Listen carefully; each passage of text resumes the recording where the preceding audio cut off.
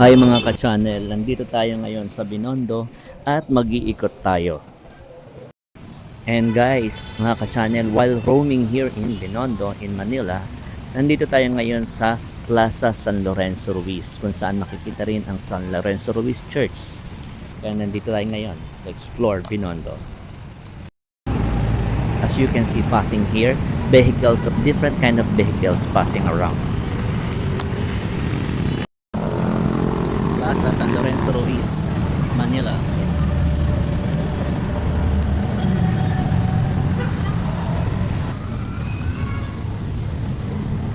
Plaza San Lorenzo Ruiz, Binondo, Manila. Old Chinatown. Oldest Chinatown in the world.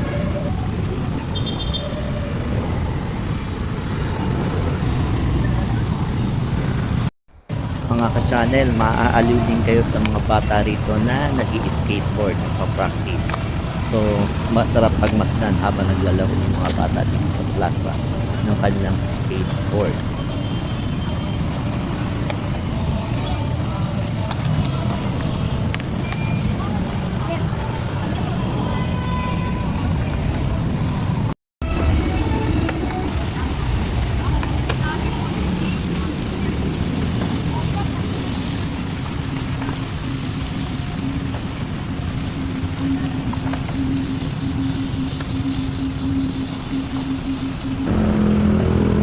May mga other nationality rin na foreigner dito bumibisita sa Binondo guys, kasi Binondo is the oldest Chinatown in the world.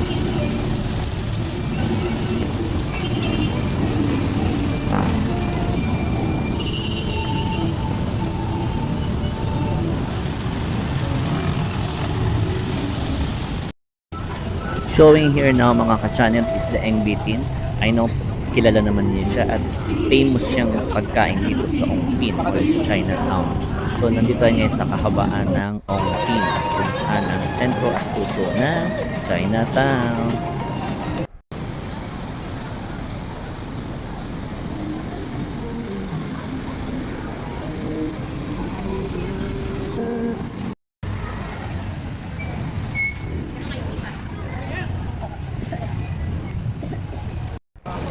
At itong kasama ko naghahanap na mabibili at nakakita ng mga prutas at siya'y bibili nga nung actually itong plum ang kanyang binibili at aming tinignan ng plum.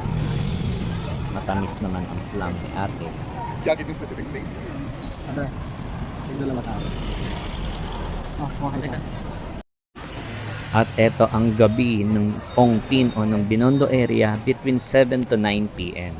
Ito ang walks of Binondo between 7 to 9 p.m. Mga ka-channel, bumili nga pala tayo ng egg tart, Taiwanese egg tart. Titikman natin. Ito siya, masarap. Yummy.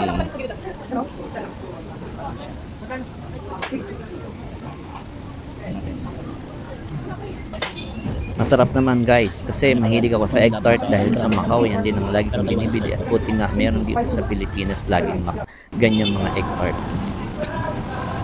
Wow, Binondo! And guys, we're done roaming around here in Binondo at weeknights.